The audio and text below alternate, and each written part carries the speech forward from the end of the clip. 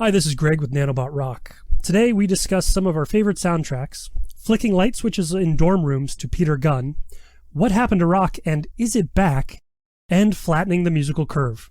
We dive into the music of Jeremy Fetzer, song Mendocino, Topjaw's Queen's Crown, Skye Wallace's Body Lights the Way, Eliza and the Delusionals' Just Exist, and Virginia Trance's Sway. This is Nanobot Rock Mixtape.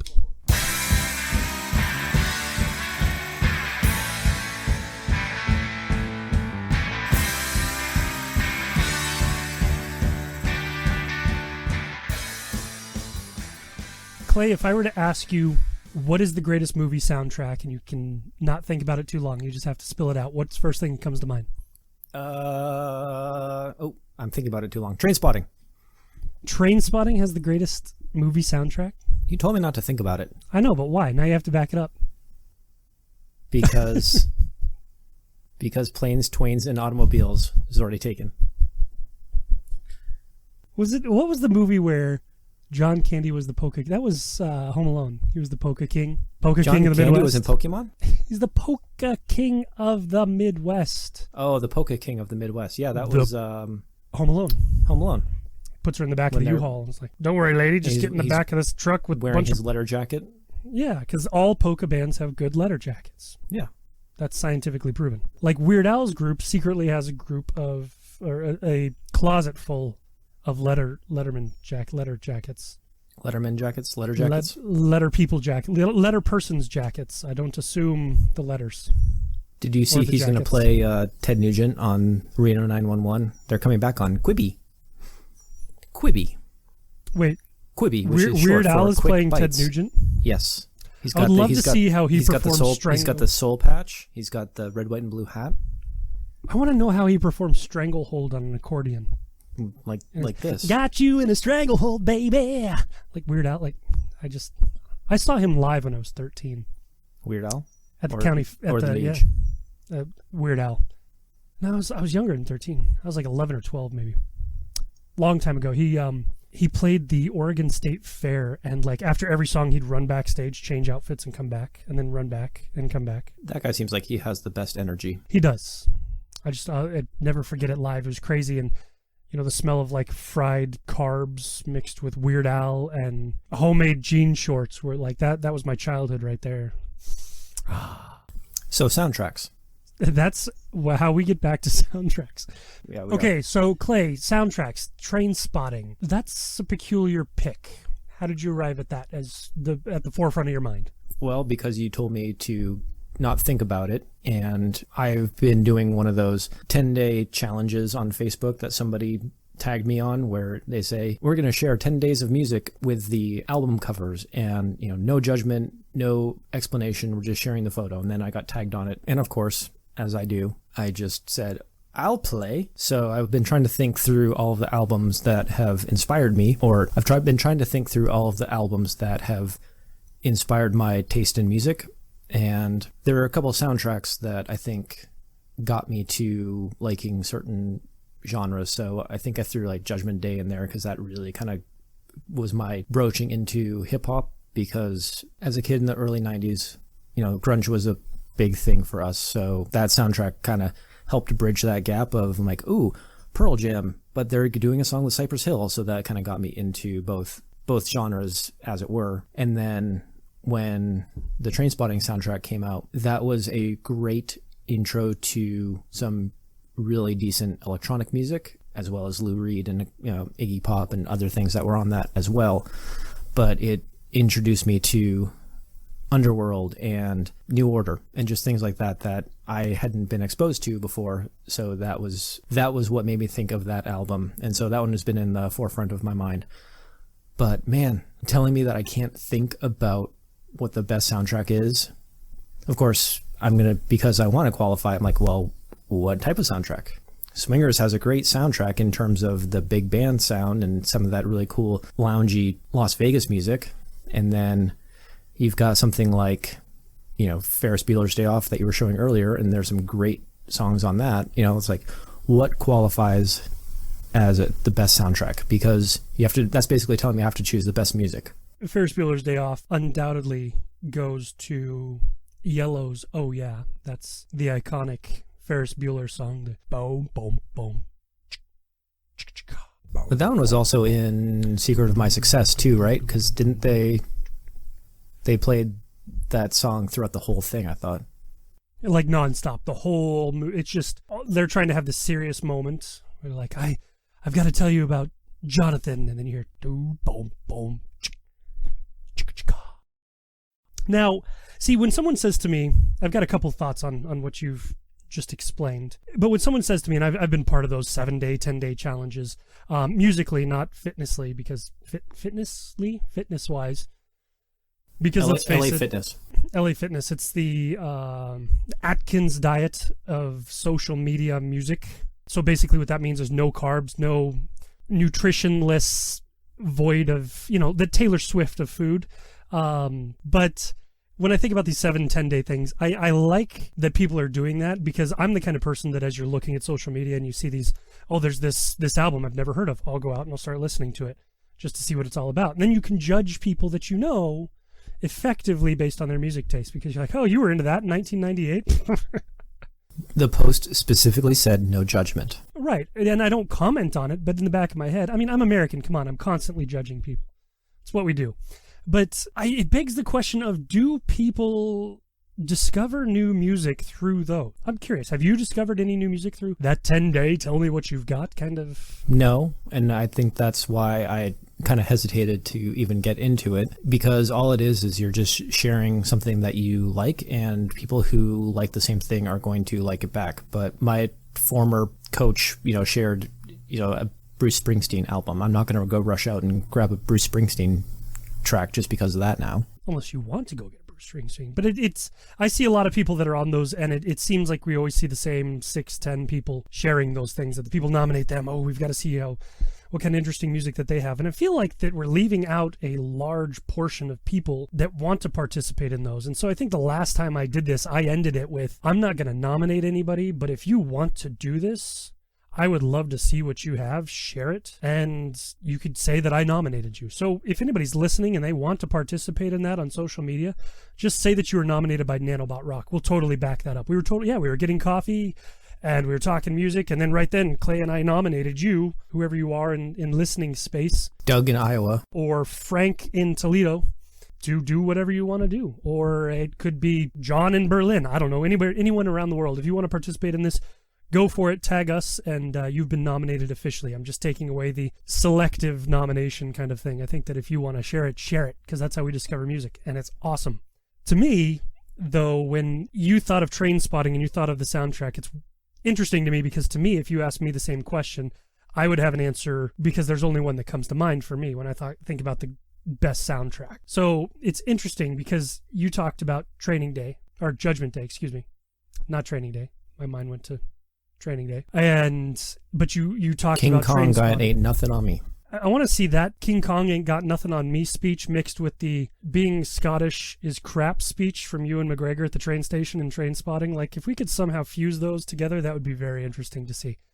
Denzel Washington, if you're listening, please recreate it with a Scottish accent. Thank you. He's not going to listen to us. So Train Spotting. Challenge accepted. If you know Denzel Washington, he has been nominated by Nanobot Rock to perform his Training Day speech in a Scottish accent. Kilt optional. So, I don't know where I was going to go with all this, but I was just curious what your favorite soundtrack was, just out of curiosity. Well, you just teed it up, though, because you said there's only one album that comes to mind, but you have failed to mention what that album is. This is the social media aspect. No one's nominated me to share mine. And Greg, if you don't want to know... Greg, I nominate you to share your favorite soundtrack with me. You like me. You really like me. And all of our 5 listeners. Dumb and Dumber. I don't think I know what's on that one. Ballad of Peter Pumpkinhead. The Proclaimers are on there. It's just, there's nothing wrong with this soundtrack. It's incredibly 90s in so many ways, in all of its glory. What was that, 1994 that it came out? But there's nothing wrong with it. Nick Cave and the Bad Seeds. Echo Belly. Tom Wolfe. It's got the Jim Carrey Mockingbird. Come on. Green Jelly, the Bear song. Okay, I may have a favorite then. Crash Test Dummies, Ballad of Peter Pumpkinhead. The Butthole Surfers, Hurdy-Gurdy, man. Come on. Like this, when I found this soundtrack, it opened so many doors to so many different music styles that it just blew my mind. I still listen to the Dumb and Dumber soundtrack today. I did not listen to it today. I will after this. But in the now sense of today, I still listen to this soundtrack. Okay. I'll go with mine now. I finally remembered what it was, and you kind of helped to get me there. The Reality Bites soundtrack. Oh. Because that is also very 90s. And that was the scene with My Sharona and the Knack when they're high in the gas station. And it's got the Julia Hatfield 3, New Order again. And then it's got Squeeze, Tempted. I mean, come on. So that's the one I'll go with. So Reality Bites came out 1990... I want to say 93. We're going to pretend like we're pulling this out of nowhere to not really admit that we're looking it up at this very moment. No, 1994, which same year as Dumb and Dumber. Look at that. So to answer the question of the greatest soundtrack, look no further than 1994. 1994. There you go. 1994 is the epicenter of quality soundtracks. We can lay that to rest. We don't need hate mail on it. I don't care. I do care. You can email us, but we're going to stick by 1994. Trying to think of what else happened in 1994. Lion King? Yeah. Talk about great soundtracks. You sing I Just Want to Be King, and then you watch your dad die and you act like you're not ashamed of that. Good job. Yeah. Mm-hmm. Way to go, Simba. Come on. Sir Elton John. Can you feel? Take it, Clay. Just sing away. No, that is not happening. Speaking of soundtracks, Clay, it might be the perfect opportunity to bridge into our first track of the mixtape of May, and no others tie into a soundtrack than arguably one of the most identifiable, which was Peter Gunn. So now I'm going to drop that in your lap and ask you to transition from that I just threw at you randomly into our first track. Well, it is actually kind of funny that you brought up Peter Gunn, because when I was in college, I went to a friend's dorm and they decided to have a Peter Gunn dance party, which was basically just playing the song Peter Gunn in the dorm. And because, you're poor 18-year-olds, they decided to just flick the light switch up and down really fast to create a strobe light. And so I have very, very fond memories of listening to Peter Gunn and watching my friends dance haphazardly and woodenly to that track with a light switch strobe light going on. All I can picture right now is you striving for a sense of nostalgia, standing in a room alone, playing Peter Gunn loud, and just flicking the light switch on and confusing the living hell out of everybody that lives with you. Like, what is wrong? Shh, Daddy needs his me time. Shh. Doom, doom, doom, doom. I don't care what it'll do to the electric bill. I need to live.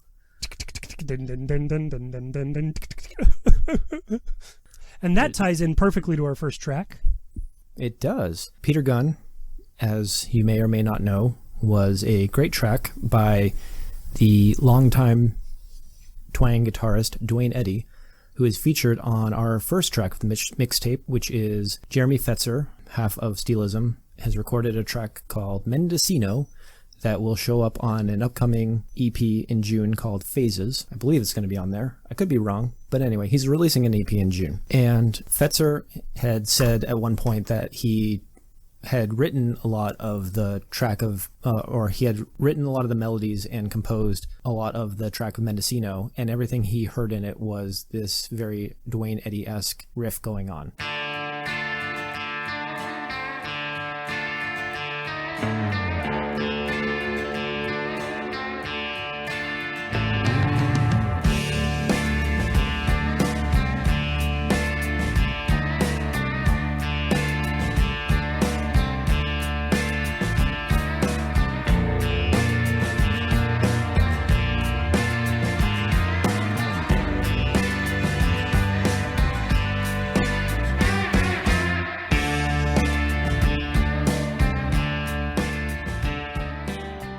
Jeremy Fetzer met Eddy before in Nashville at previous events, and then once the song kept playing in his head and he thought that he needed this riff, and he was like, maybe I can collaborate with him, and his studio collaborator happened to have Eddy's contact info, so he took a chance and asked Duane Eddy if he would like to collaborate on this track.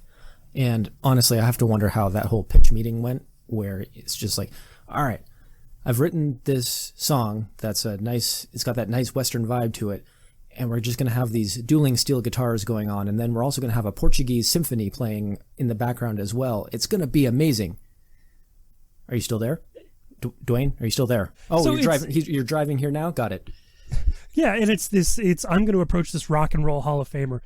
I mean, Rebel Rouser is one of the most iconic guitar songs that I can think of when I think of this edge and this just, it's got a sneer to it. It's got this kind of, I'm going to do what I'm going to do and I don't give a damn about you style to it, where it kind of embodies, like if I think of The Outsiders, the book and or film Outsiders, I think of Rebel Rouser. I think of that leather jacket, dark car, just that edgy, lack of better term, badass from decades and decades ago.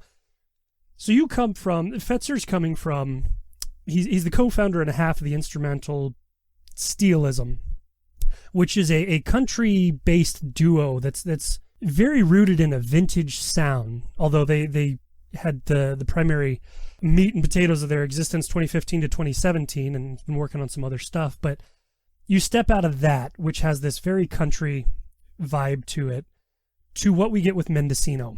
And Mendocino is, I guess the best way to kind of put it in my eyes is, you have two very similar but almost completely different guitarists. I mean, there's so many guitarists that'll play really high up on the neck, really high on the frets, to try and get up near the pickboard kind of thing, and they play, solos up there. It makes you feel really cool. And Duane Eddy notoriously, he spreads out, and he plays on the far end of the neck. He plays way low, as far from the pickups as he can get, and he bends the strings, and he gets this just iconic sound that he's always had. And that comes into play in Mendocino, because you've got Fetzer playing high, and you've got Eddy playing low, and they pair together to create this guitar melody that from the first time that you had said, hey, let's listen to Mendocino, check this out, and it said Duane Eddy, sign me up.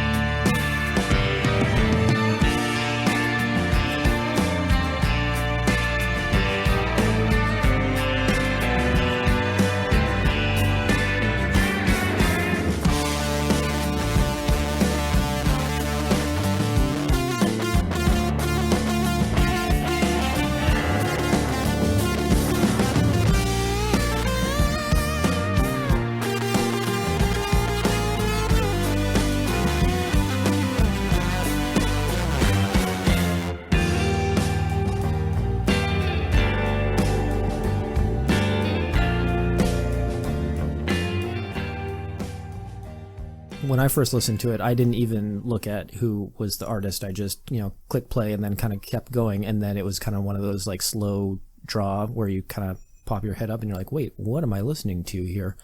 You alluded to it earlier where Steelism was more country influenced. And this to me was a lot more like, this is just really deeply rooted in like old Western style music. And I know that's where Duane Eddy cut a lot of his teeth, was, doing Western soundtracks. I kind of feel like we're in a little bit of maybe I'm hoping that we're in a bit more of a Western revival, where you've got this track coming out and you've got shows like Westworld being really successful, or The Mandalorian that has a Western vibe to it. So this just has me really excited for what the future could hold here. You're absolutely right. And it lives squarely in those smoldering Western style, but with a modern reboot all in one with this track. And when I guess I was caught when this first landed on my desk of this track, I was caught with the, oh yeah, Duane Eddy, thinking about it in the back of my mind. And I'm thinking, okay, Jeremy Fetzer's releasing Mendocino featuring Duane Eddy. And I'm like, oh, someone named their kid Duane Eddy. It happens. I'm sure that someone has named their kid like Eddie Vedder Smith or something like that, because they're huge into it. And I'm like, okay, this can't be Duane Eddy. And then you hear that just pluck and pull of the low E, and yep, it's Duane Eddy. And this is that sound creates that, like I said, smoldering Western, kind of if you were to give that Clint Eastwood look from The Good, the Bad, and the Ugly into a modern track, it would be named Mendocino. That look, that moment, that little slight raised eyebrow, toothpick in the... in the lips. I'm doing it. No one can see me, but I don't even have a toothpick. I'll make that. But you're making the toothpick face very perfectly. And I'll do the noise a couple times to drive that home. Point taken. But the song itself has a ton of really interesting detail as well. They throw some little things in there. I think after the first minute, like, you try to think of the song having a chorus when there's no words, but I mean, it's very structured in that it kind of does the same thing 3 times throughout the song, and then there are minor variations in it.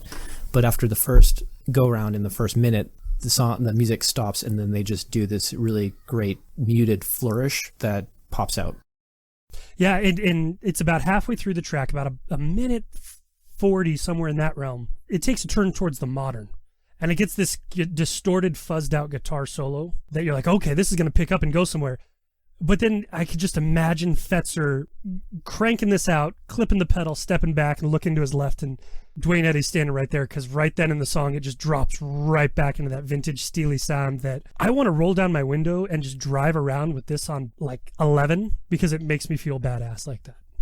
Well, and that's the great thing about the song is this track has such a swagger that can't be replicated, because it's just what Duane Eddy and what Jeremy Fetzer are doing, you know, in tandem with each other. And at one point they almost get into like, it's almost like a dueling banjo thing at the end where they're just taking turns going back and forth. Like it's just got a lot of that, you know, badassery that you're talking about. Badassery. Jeremy Fetzer's newest endeavor is Fetzicon. It's an instrumental label imprint through 30 Tigers that is coming soon. I just can't imagine being a product of the influence, saying, I wrote this song, it's got a lot of Duane Eddy influence, and then picking up the phone and going, Mr. Eddy, I'd really like to do this track with you. You're a rock and roll Hall of Famer and an icon in the guitar world, and on his way. And they laid it down. I mean, what a moment. And we get to reap all the benefits. Glorious. So go out and listen to Mendocino by Jeremy Fetzer featuring Duane Eddy.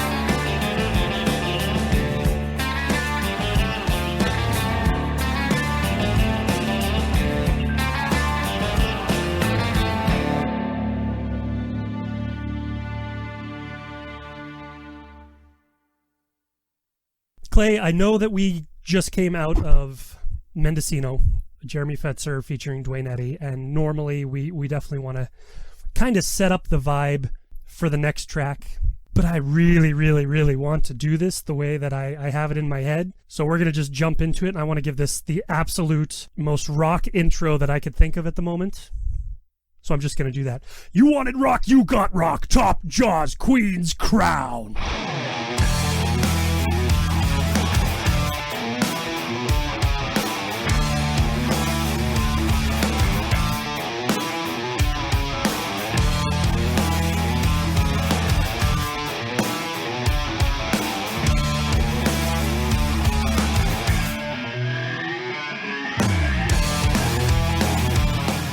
Sorry, had to do that. I just felt like this needed some, like, almost Kiss intro of, you wanted the best, you got the best, the greatest rock band in the world. If there's any track on this mixtape that needs that type of intro, it's this one, just because this is that old school hard rock, late 80s Sunset Strip.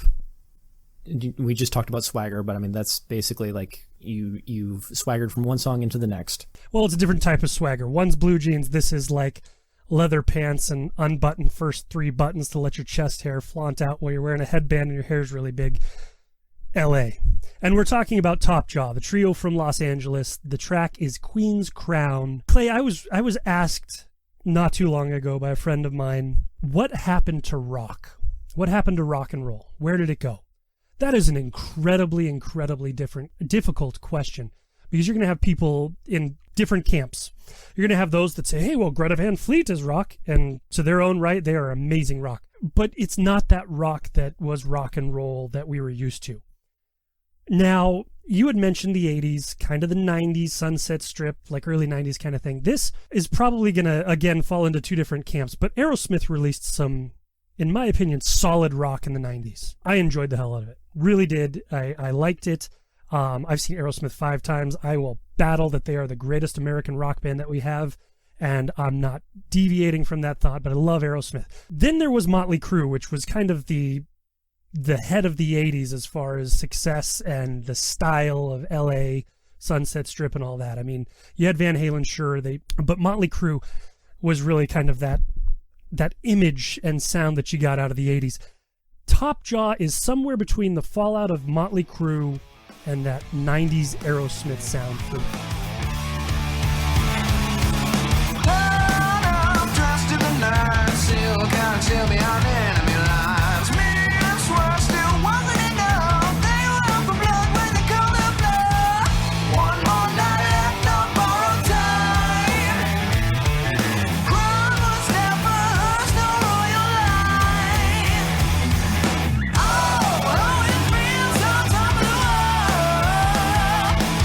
Oh, she'll think about the drive. I'll run it once again, like it won't catch her in the end. Queen's crown don't feel that bad, but it's all pretend.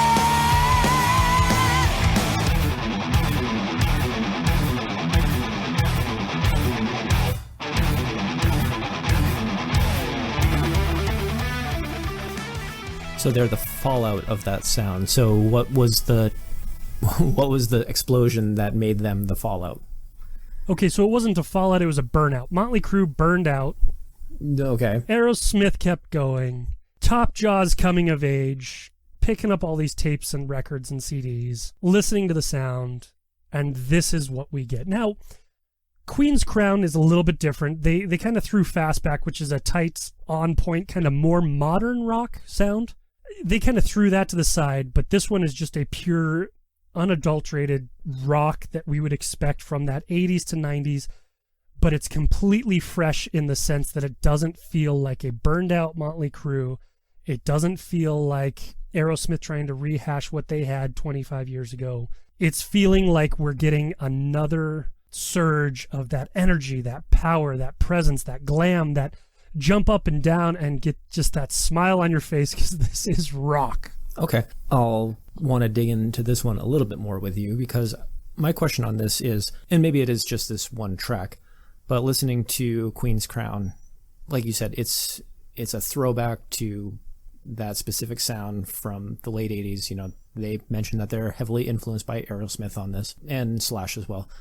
But my question is, what is fresh about it? What are they adding new to this? Because I hear a lot of the influences without really stepping into something new and different. I think what that freshness is to me is kind of where Aerosmith was heading in the 90s, and that's why I mentally tie these together, is that the vocal delivery is beyond Crue, beyond the 80s. It's not quite that guys from Boston trying to stay relevant in the 90s style, but it vocally is more present to a throwback instrumental track, I guess, is how it ties in my eyes.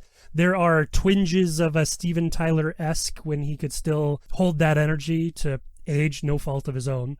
But when he could hold that energy, Topjaw delivers on that vocal energy, which seemed a little more paced for the 2000s than it did the 80s, the 90s kind of thing. And that's where the fresh sound comes through in this for me. Okay. Now I'm going to go back to something they said earlier about where did rock go and where do we go from here. So what would it take for a band like Topjaw to, and I know we're getting like way off the conversation of the track here, but bear with me. So what would it take for Topjaw to become their own thing instead of saying, hey, Will Wilson, you've got the vocals, you've got that youthful, about all your, about the way that you go about your business, that Steven Tyler's stepping down from Aerosmith and you can come in and step in, kind of like what happened with, with Journey or something like that, where they had what's his name? I totally thought you were going to do a Gary Cherone to Van Halen 3 moment, to which I was going to jump on the defense of Gary Cherone, because that album was just poorly produced. It was not a bad vocalist for that band. Again, Aerosmith, Gary Cherone with Van Halen. Gary Cherone is amazing. Extreme is amazing. Let's fight. Let's fight about that. No, we're completely digressing from the point here. But I'm glad you brought that up, because that is...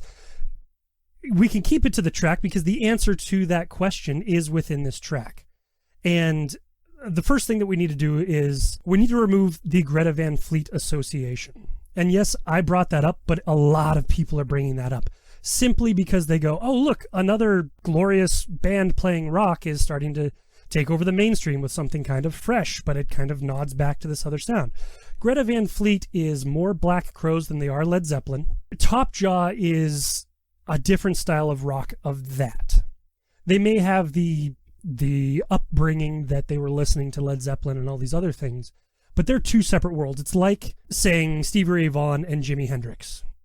They're very closely associated, but they are two completely different styles of guitarists and blues and rock. So you've got to completely deviate those. So the first thing I would do is I'd remove them from any association and conversation with that kind of sound.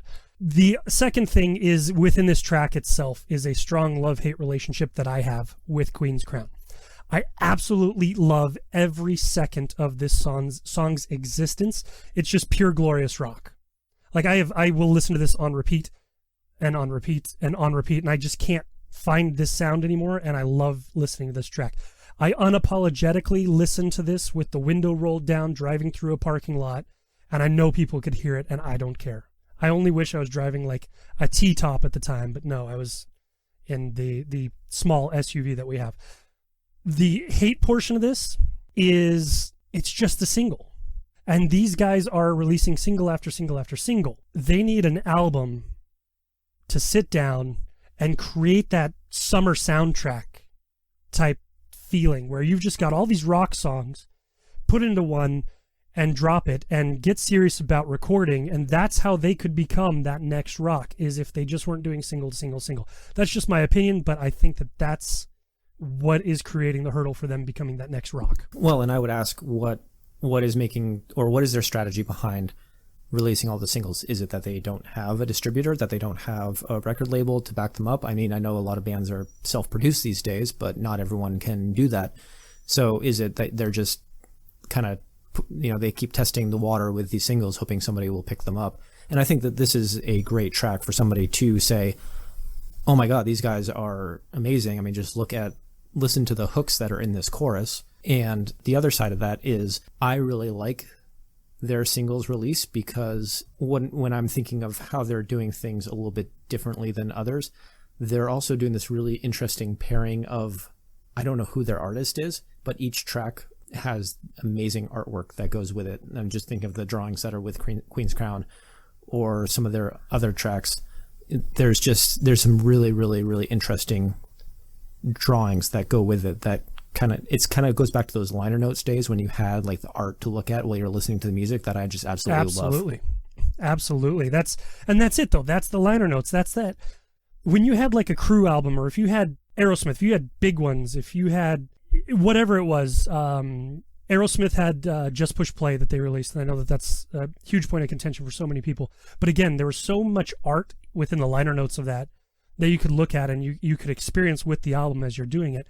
And I think with rock and roll, when two people go out and they buy the same record, they'll go home, they'll listen to it, they'll look at the liner notes, they will gravitate towards a track that they want from rock, and then they'll reconvene and they'll chat about it, and they'll talk about how this track was so meaningful to them, or how they love this track compared to this track, and they'll realize that they're loving two separate tracks on this rock album, I think is what it boils down to. And that's what I want from Topjaw.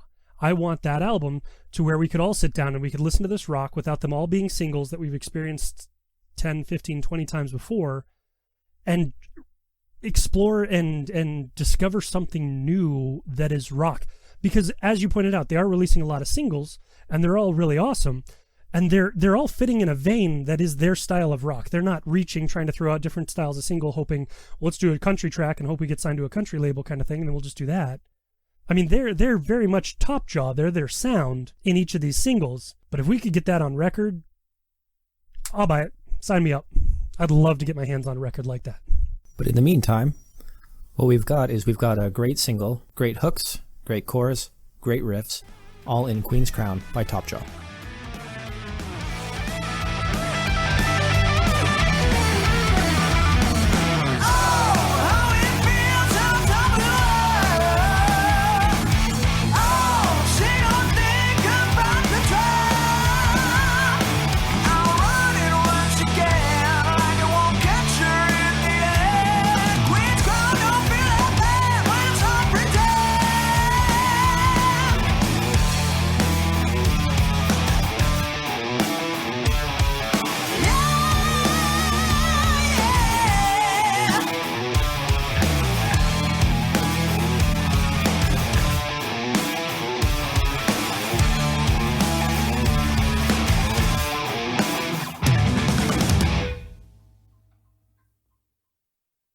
The next track that we want to chat about is from a Toronto, Ontario, Canada-based artist that I first discovered when the music video to this track landed in our inbox, and I listened to it and I watched the video and I was instantly drawn to it. I thought it was a great track in its own right, but paired with the video, it created this really fun energy, but a solid message all in one. And I went back and I watched it a couple times. I watched it a couple times.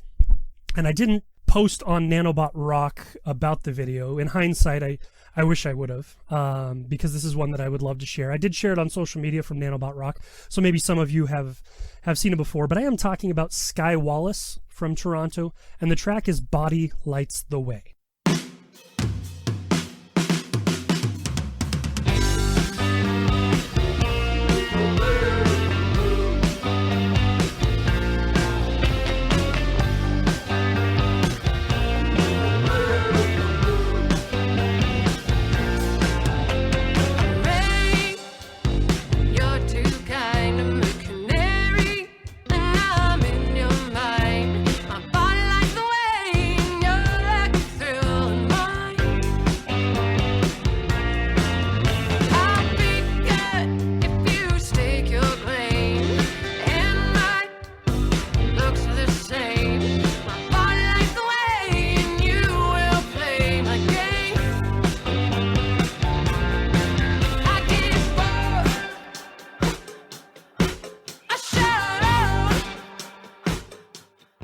What was the message in the video? I mean, you know, I've of course seen the video multiple times and I know exactly what the message is, but for the people who haven't seen it, what would that message be? Well, it's an overall message of empowerment is what she's conveying. And there's a fun energy behind it. And that's what the video embodies. And it's at this ice skating rink, which arguably, could you get more Canadian than playing at center ice? But this solid message of empowerment dances amongst this fun energy. But when you tie it all together with Skye Wallace's just powerful presence, it becomes an experience. And normally I would say, and I've said it in the past, take the video and separate it from the song, because once you see the video, you're going to tie it into that. This is one that I can say, I'm kind of going back on what I said prior, that I can separate the video from the song and enjoy both of them individually, and neither one really overshadows the other in my eyes. I really enjoy Body Lights the Way. It kind of throws this homage to that post-punk mod scene, if you will, and by that I mean the generation that was brought up on like Elvis Costello that we saw a lot of in the 90s, but she holds on to that in her own way and creates just this almost sneer to her delivery that adds a twinge of attitude in this airy, kind of just fun energy sound. Well, and I would say that this track is probably the least punk out of the entire album. I believe it's the self-titled Skye Wallace album that came out in 2019. And yeah, like you listen to most of the tracks on the album, and there's that punk sensibility to a lot of it. And this one, to me, just it fit in really well with what we were trying to do, because it has more of that kind of classic rock sound to it. The problem that I had with the track was the bass is so heavy in the mix that it was kind of hard to pick up some of those classic rock things that were going on in the background. There's a great piano that's just hammering away in the background during most of the verse that adds that layer of rock to it, that you were talking about earlier of where did rock go? Well, it's right here, and you can find it in most of this track with what is just going on tonally. But then she adds so much more with just kind of those smoky vocals that are just talking through that empowerment that you're talking about that's in the story.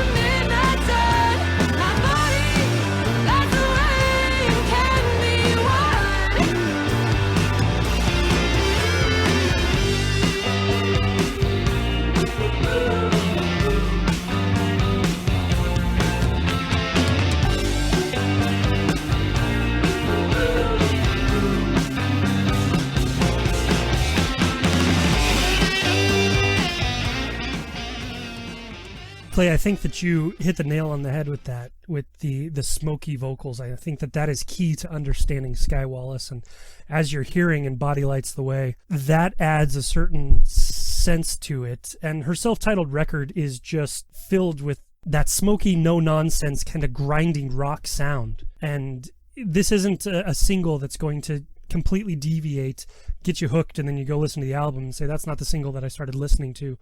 It's a different sound. No, the whole album really feeds into this world that she's created in a way that is subtle nods to folk songwriting style, but it overall has that air of punk that apparently is only happening in Toronto, because there's a whole, as she put it, folk rock powerhouse with shades of punk sound that's happening that I struggled to find a comparable sound to this track. Yeah, I kind of call this is almost like tambourine music in the sense that this is the one track that you can see them performing live, and there's just that one person on the stage that's just banging a tambourine because it's got that kind of cadence to it. The one thing that I thought was also interesting about the track, when it gets to the guitar solo at the end, the guitar solo kind of starts out and it's basically just mirroring the vocals the way that she does, and I'm just kind of like, oh, okay. You're not really doing your own thing, and then it basically just goes off the rails and like it gets like all poppy and noodly. It's like super quick, and you just want a little bit more from the guitar solo, but it throws this great curveball at you. Yeah, I think you're talking about there's about 2 minutes, and right before the 3-minute mark on this, it drops that just really slick solo. But then when it comes back in, there's that even more airy vocal that creates a dichotomy within it too that just elevates, as you pointed out, just like through the end. I'm on board. Absolutely. Skye Wallace, Body Lights the Way. I absolutely love this track.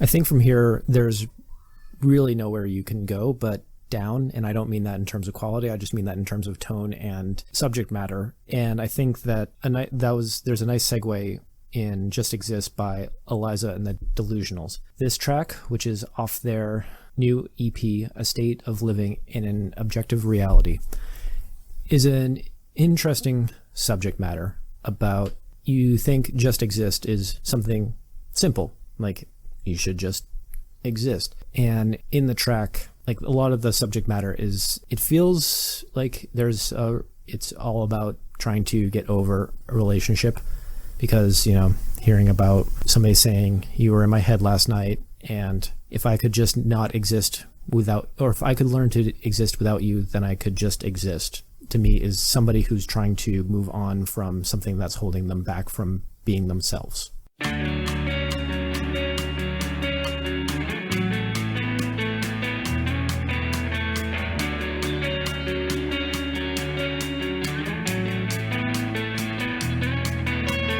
Here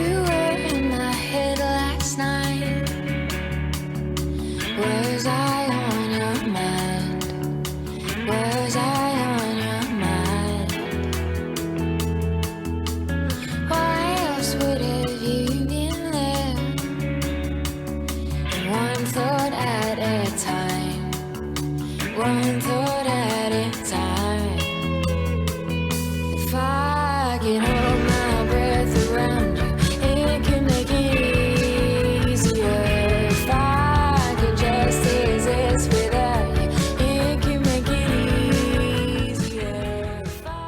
You're a full embodiment of your own existence, but there are those things that anchor and tie you kind of down or back in certain ways.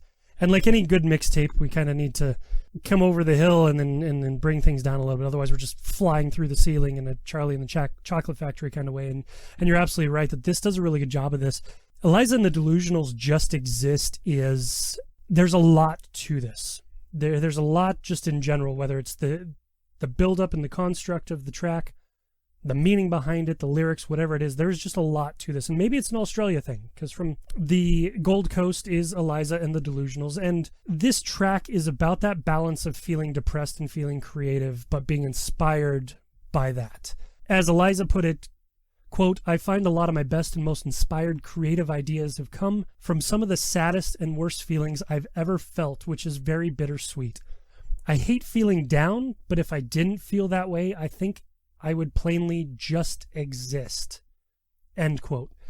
And I think that quote is profound to the understanding of this song and even the appreciation of this song in so many ways, because we all have to deal with that balance, the feelings of being down and then being creative in our own ways. And how do we find that inspiration is what really makes us tick. And they did.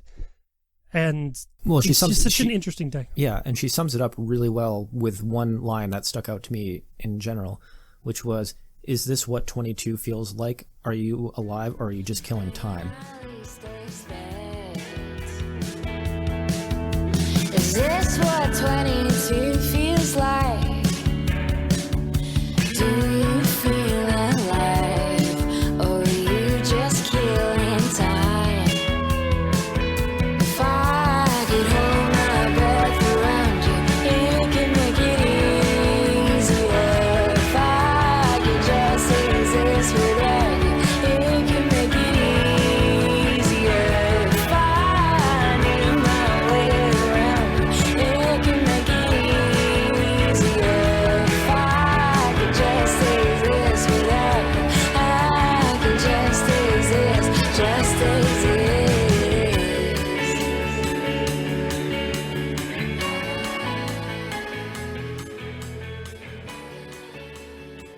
I feel like listening to that kind of embodied how I felt at 22 at the time of, am I going out and just doing my own thing and going through the motions of just existing, or am I adding anything of value? And it's obvious in this case that they're creating something of utmost importance for learning how to get past or using depression and things like that to tap into that creative vein. Absolutely. And there's such a DIY sense to Just Exist, to Eliza and the Delusionals. I just gotta point it out.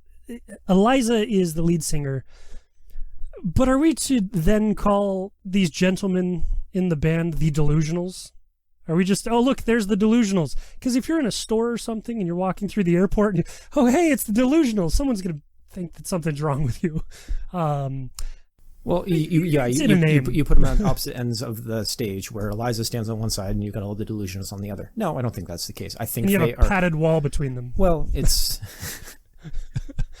yes, separate her from the Delusionals. No, I think it's just an all-encompassing name for them, you jerk. It's just, as I'm watching, especially the video, to speak to the DIY point, they look like they have a lot of fun. It kind of gives me that air of sense that you got with like ska bands in the 90s, Save Ferris, which was this female-fronted ska band, but then there's these guys, and there's so many others that I could think of, but there's just this fun energy that's happening between them, but they're writing pieces of music that are actually speaking profoundly to things. And then in the back of my mind, I'm saying, okay, so these guys that are running around this airport in this video are just the Delusionals, and I did find humor in that, so I had to point that out. But with this track, it speaks to those 20s, the 20-somethings, the young 20s, which so many people cling to, that if you reach to 21, 22, you're going to be something. That's when you start succeeding. That's when you're an adult. Honestly, I know more people in their 30s and 40s that are coming into what I would consider adulthood than most anybody I know in my 20s. Your 20s are not defining of what you will be as an adult. 20s are like not having enough money and making terrible decisions. 30s are, hey, I'm starting to get some money, things are going to be okay, and I can kind of level out. But it's that when you're thrust into that, especially culturally in the world culture and in the pop culture and everything else that exists, when you're in your 20s, you feel like you have to achieve something, that you have to be something. And I think that can contribute to that sense that she referenced of maybe feeling a little bit depressed, like maybe she's not what she thought she would be at 22, or they don't think what they would be when they're 22. So then what do they do with that? They turn it into inspiration, and it's a healthy outlet. But at the same time, it's something that a lot of people are going to, and I think they're going through or have gone through. And I think that there's an association that many will find with that sense. Well, it's the whole conundrum of being in your early 20s when you've got all of that energy but no experience to draw off of. So what are you creating creatively? So you've got to tap into whatever you have. And I think we've found a lot of good stuff in this to tap from.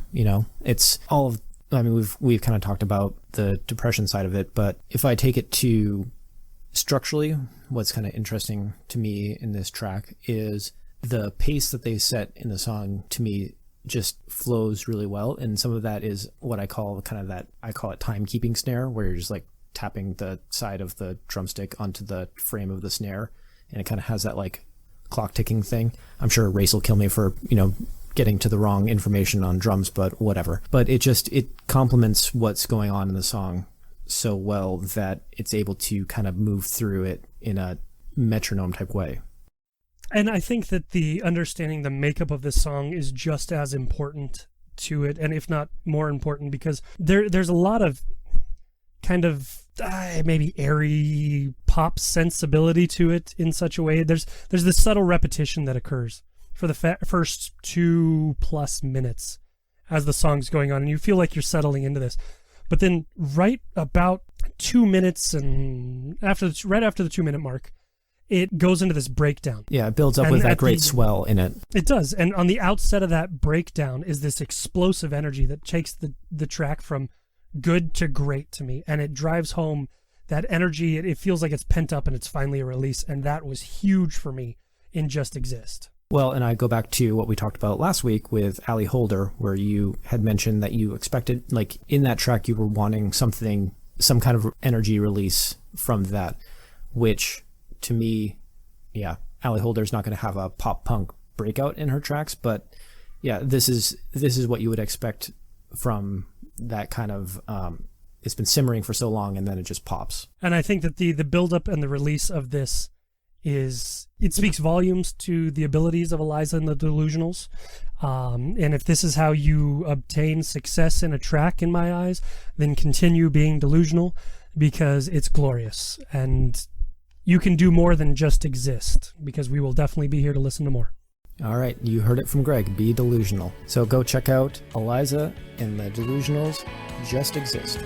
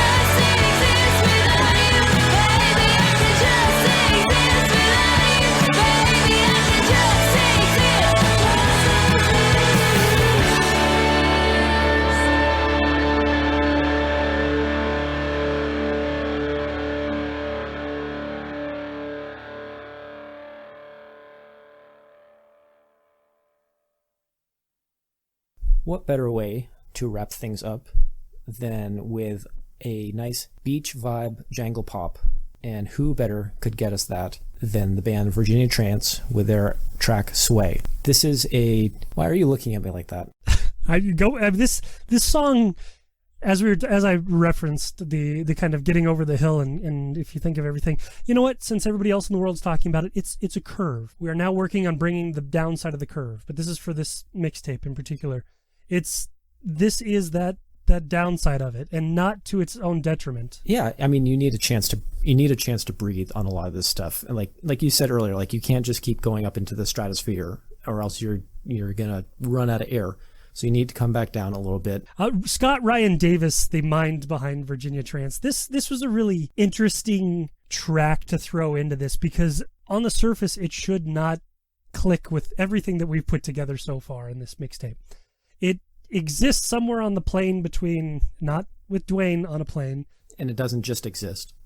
It doesn't just exist. It thrives in this level somewhere between Lou Reed and the Talking Heads in its assembly to me. It's off of the May 2020 release Vincent's Playlist, and it's it was heavily influenced by a lot of those Flying Nun records of old, and it's got that, you mentioned Lou Reed, the Velvet Underground, the Neil Young and Crazy Horse, and just that whole sound. Like, you want to talk about another revival, this seems to be another revival of kind of that hazy beach jangle.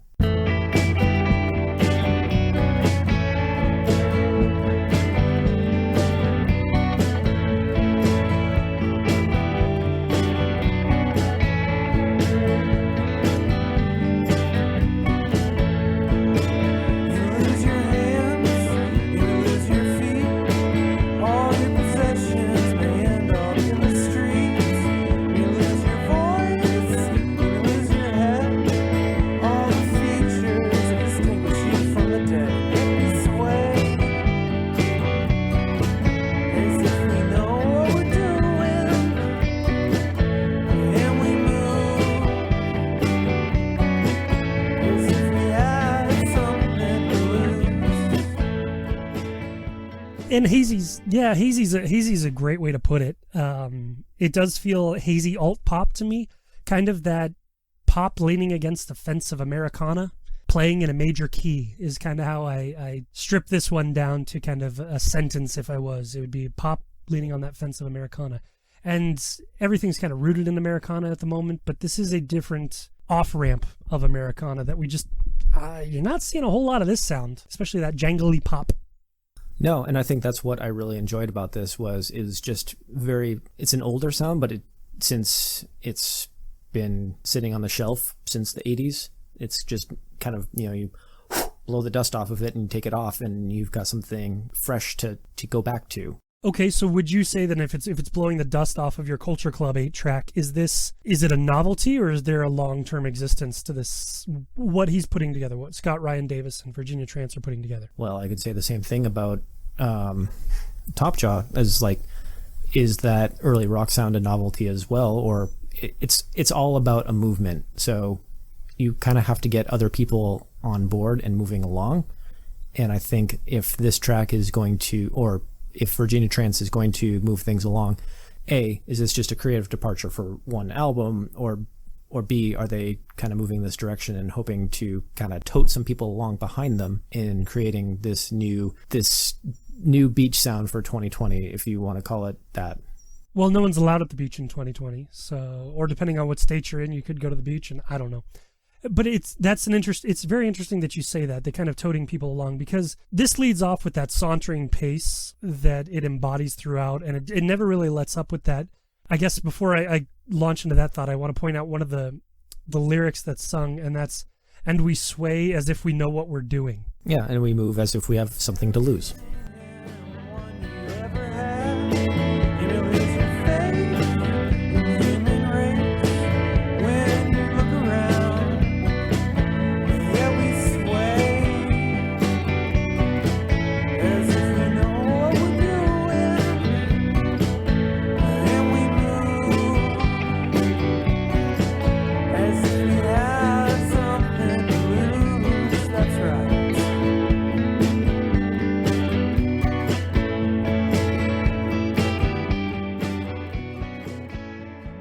This is headphone music to me, but not in the sense that we've got all these layers and you need some slick stereo setup to dive into the effects and things like that. But it's headphone music to me because this track feels intimate in its own way, and it's necessary that you experience this by yourself in your own head, kind of in a way that if you listen to the Talking Heads and you sit down and you kind of pick them apart, Talking Heads are arguably better to listen to by yourself than in a large group of people, because you start piecing it together and understanding. And I mean this from the discovery phase. I'm not saying don't go to Talking Heads concerts, don't go see you're not allowed bands you're like not allowed that. to enjoy them with other people. You must enjoy them by yourselves. The original social distancing was a talking but what it is that it speaks to your personal experience through their lyrics, and that's different to everybody. And I feel that Sway does that as well. As I'm listening to this and I had my headphones on, I just imagine kind of that moment, like if you think back to high school, college, or if you've walked down the street with headphones on and you're listening to a track, all of a sudden you become conscious that your footsteps are matching beat with the song, and you're kind of hearing this story that's playing out, that in your head you're kind of smiling and no one around you is understanding why you're smiling because it's speaking to you in a certain way. And we sway as if we know what we're doing. Kind of speaks very personally that if you sway, you know what you're doing, so go with it. And that's the personal headphone music sensibility to this that really struck me. Well, even building on the headphone music piece of that's kind of our general theme. There's, again, all these nice little subtle things that are in there. And maybe it's not too subtle, but the song has the structure of, just the guitar and bass and drum type style that's going on in the beginning. And then I can't remember what minute marker it is, but all of a sudden a clarinet busts in and does this whole thing. And, of course, I know it's a clarinet because I, took that one music theory class back in college where, I get to learn I get to pretend like I know music, and because I could say, phrases like ostinato or dissonance. I'm just imagining you with a music theory class with clarinet going to a frat party in college. Well, guys, let's play Duane Eddy, but I want to accompany it on the clarinet. And hey, you flick the lights for me. That was not a you're frat in the middle party. Okay, so how it was dare a dorm you, sir. party, excuse me. Dorm it was party. A dorm party. So there's no alcohol. Dorm You guys party felt Duane a little Eddy. bit. Okay, dorm party Duane Eddy. Dorm party Duane Eddy. No alcohol. You felt a little more lonely with your clarinet flickering the lights. I always That feel kinda alone speaks- with my clarinet flicking the lights. And tell people where you went to college, Clay. Was it Virginia? Because that would be your own sense of Virginia trance. Your dad jokes On never that note- cease to amuse me. On that note, go listen to Virginia Trance Sway on Vincent's playlist and listen to it and understand what it means to you and experience, and check it out. Vincent's playlist is going to be layered with all sorts of really great visual, or the vision of Scott Ryan Davis. Go check it out.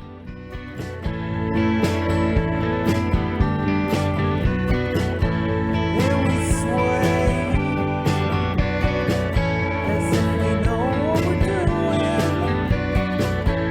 and we move as if we had something to lose. That's right.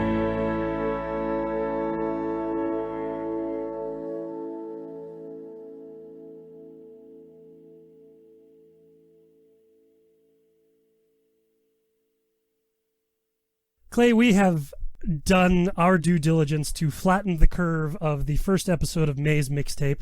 And in doing so, we have run a gauntlet of different sounds, all kind of in the same vein like any other good mixtape does. So thank you to everyone for listening and experiencing this with us and checking it out. Go check out the artists that we talked about today. We'll also have those tracks on our May Nanobot mixtape playlist, which you can go get on Spotify right now. We'll have a link to that in the show notes, as well as links to all of the artist information as well, where you can download their tracks, where you can go buy their albums. Bandcamp just did another one of their sales where, the artists are getting 100% of the proceeds. So again, all the love in the world to Bandcamp for what they're doing to help artists out during this time. As always, you can find us at info@nanobotrock.com. We're also on Facebook and Twitter. We've got a page up on the YouTubes for the kids. Don't have a TikTok yet. Clay will be doing a TikTok with his clarinet and the Lightswitch shortly, so just search Nanobot Rock on any of your streaming or viewing platforms, and if we're not there, demand it from them, not us. Keep listening to local and independent music. Keep supporting local and independent music. We will see you very soon on the next episode of May's Mixtape.